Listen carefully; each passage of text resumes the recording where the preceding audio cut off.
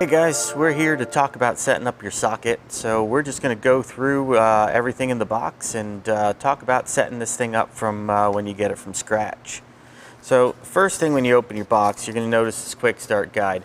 Don't throw this out. You need pretty much everything in here because it's going to explain exactly how you're going to interact with your socket. So it's important to hang on to this, keep it in your wallet or something like that for a while until you memorize what all the colors on the menus mean. And I'll show you that here in a second, but hang on to this, it's pretty important. The next thing you got is a battery, and then you've got a USB cable. The batteries come with a little bit of charge in them, but you're going to want to go ahead and charge them up to full as soon as you get your socket. The back of your socket's just magnetic, so take that off and go ahead and pop in your battery. And then you can go ahead and cover it. There's a little ribbon here. Make sure that stays behind the battery so you can pull this battery out with ease when you need to change it. Most people don't need to change it. They can just leave it in their socket all the time. Put your battery cover back on. And now you're going to see that your socket is flashing green. That indicates that you're ready to go ahead and connect to it. So to get started, you're going to leave your socket flashing there in green. And then we are going to go over to our app, which you should download from the Android or App Store. It's called @Full. And now we're going to go over to, this is the app, and this is where it opens up to. And what you want to go is go ahead and go to the configure section. This is where you're going to see all the devices that are attached. Right now there aren't any. So we're going to hit this bottom X here. And this is here to connect a Blizzard device. We are going to add a socket. So we're going to go ahead and add a socket. So this window right here, to explain what you're seeing, is the first thing you've got is it says Wi-Fi SSID BlizzNet. What this is the network that you're actually connected to with your device. So if you're using your phone and you're connected to your home network, that's what device we're going to configure the socket to connect to. So right now we're putting it on our company internet, which is BlizzNet. And here we're going to go ahead and type in the network password, where I will turn this off here and we'll just go ahead and type in that. And then, now that we've typed in that, we're going to go ahead and name our device. And this is going to be our demo socket. There are a required number of characters here, so make sure you type in over 8 characters. So demo socket. And then optional, which is number of devices. Now, if you've got like 8 or 9 sockets that you're setting up at the same time, go ahead and just turn them all on and blinking right now, and you would type in 8 if you were setting up 8. And that's going to set them all up at the same time, so you don't have to individually set these up and connect them to your network one by one. It just does everything automatically. So then you're going to go ahead, hit done, and you're going to hit connect. And then on the socket, you're going to watch this green light go from green to, it's going to stop, and then while it's stopped, it's actually looking for our network. So it's going to go ahead and connect. And now you'll see that the socket has gone green, and @Full is telling us that we're all ready. So it asks if you want to add another, if you want to go into patch. Patch is where you're going to add your fixtures in @Full. But right now, since we're just setting this up, I'm going to go back to our configuration page. So just go back twice. And here, what you're going to see is demo socket. It's going to have automatically assigned an IP address from your home network. And then over on the right-hand side there, you've got a battery indicator showing that we got about half power. Underneath that battery indicator is where you're going to see the Wi-Fi network strength, and it's showing full strength. And then you'll see a little gear icon over here on the end, and that's where we can go in and we can do some advanced settings for the socket. So I'll go ahead and hit that right now. And right here is where it takes us to the network page. On this page, if you want to manually connect this to a different network, you can go ahead and type in an SSID and password and submit, and that will put your socket on another network. You can also add a password for your device. so no one can make changes without that password. So you can put whatever password and hit submit. And then these last two, DHCP. DHCP is where your router assigns it a IP address. That's really where you want to stay unless you're doing a big show network where you need to assign it your own IP, like an ArtNet network where you'd want to assign it like a 2-dot number or something like that. But if you don't know what any of that means, leave these alone and you're going to be absolutely fine connecting this to your network. At the bottom here is Force AP mode. This would just change your socket over to access point mode, and access point mode is what allows you to connect your tablet directly to the socket without having to have a wireless network for everything. So it just creates a one-to-one network between your iPad and socket that doesn't allow any other internet traffic or anything like that. It's just you and the tablet and the socket talking to itself. But right now, that is the network tab, and we'll click done there. The next one is our protocols tab, and this is where you can change your socket to go to either ArtNet or sACN, and you can also assign it a universe, and then you can give it a merge.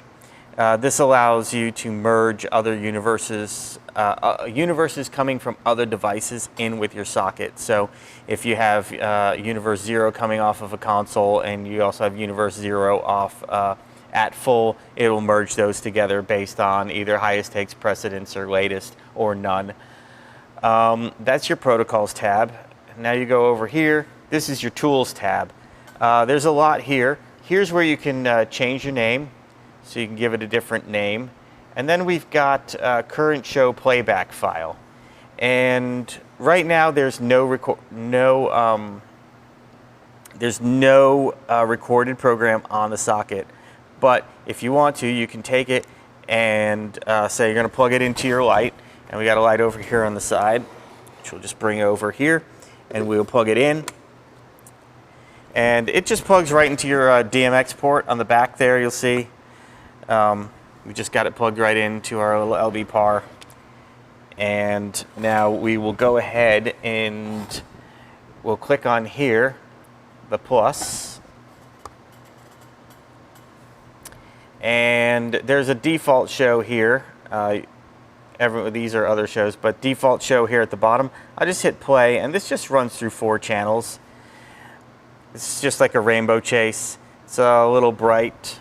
Because it's just a program show, but you'd be able to dim that down if you went in and started making changes. But here you can actually, I'll stop playing that right now, and when you stop playing it, it just leaves it where it is. So you can get out of that. I will turn this light off for now.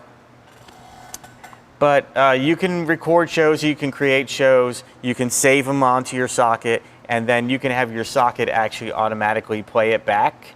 So here's your recording functions. So you've got record, which will take anything that's coming to it via ArtNet, and it will record that. Or if you want to use SoC-It as a troubleshooting device, you can just as on its own, if you have another ArtNet device on your network, you can click on Monitor DMX, and now it's going to show you all the channels on that universe and what's happening on the network. So if any of these channels are changing from another console, you'll see that here. And you also have the option here to hit record, which would record that incoming DMX, and then it would save it as a show on your socket for later playback. So now we can stop monitoring channels and we can go back, and now we're out of that mode. Here we've got a couple modes for your indicator. So if you want to turn your indicator light off, you can go ahead and mute it, and that will turn that light off right there. Now if you have a bunch of sockets and you're not sure which one you're talking to, you can use the locate and it will start flashing, and then you can put it back into normal mode. Now easy animation right here is, this is just an animation tool which is good for troubleshooting. If you just want to, you can't get the light on channel 1 working and you just want to start flashing it, you can actually put an animation on here, and this is just a linear one. You can change that time to 2 seconds and set your up and down time, or you can change to bounce in or whatever, and that'll just loop. And then when you go back, you'll save this real quick, and then you can hit play, and you can watch that channel's bouncing, and the socket is actually transmitting this DMX information. So if we have this attached to the light, let's see, do we actually have anything on channel 1? No, but if we add channel 2, let's put a linear bounce on that as well. Save, and now we've got both of those running. I think one of these is, let's see here, channel 3, same thing, save. I got 4 channels running, save. I'm not sure why that's not working right now, but, oh, I turned off power. Now I'll turn that light back on. And now we can go back to our animations and hit play, and oh, once it goes out, you lose everything. So I can just go ahead and save this again, and there we go. Now we're bouncing in and out with our red. So that's how that works. Then you can delete your animation, trash it, and get out. So it's just it's there as a testing tool. It's not where you would build your chases. That would be in another place in the app. But it's just for testing purposes, to bounce the light up and down, or create little chases. So, and then you have your admin tools here at the bottom. And so you can reboot your socket. You can update it. So if you're looking for a software update, you want to see if you have anything, you can click update, and this will tell you that you're up to date. Current version is 4.1. 4.1 actually has some RDM stuff in it for some upcoming features where sACIT is actually going to be working through RDM. So we're pretty excited about that. If you want to just re-upload a clean version of the firmware, you can go ahead and force it. Otherwise, you hit cancel. Don't worry about fix show. That can just, if things get corrupted, you can try that. And then reset is actually a factory reboot, which will take you right back to square one. So you'll lose all your settings if you go to reset. And then the last thing we have here is the Miniconsole. And here you can just basically take, you can bring like channel 1 at full and go 1 at full. There we go. Oh, I did all of them, sorry. 1 at full. And so now you can see it's at full, and then you can grab your fader and you can bring it up and down. So this is just another testing tool that's sending directly through your socket. So that's essentially everything you would need to do to get your socket set up through at full. Let's take this light out before we go away. Let's clear everything out. And now we'll pull the socket and we'll talk about the menus and how the menu structure works. So the important thing is that here you're always going to be told about where you are. So green indicates that you are connected to a wireless network, a wireless router. And then if this is showing blue, that means you're directly connected to at full, just one-to-one. Now, if you tap this button once, it moves you down to orange, and this is where you can record a show to socket without having to use at full. So from here, you would just hold and then double tap to start recording. Now, if you go to the third one, this is listen, and this puts it in that listening mode that we just saw, where it's actually listening to DMX and can report it.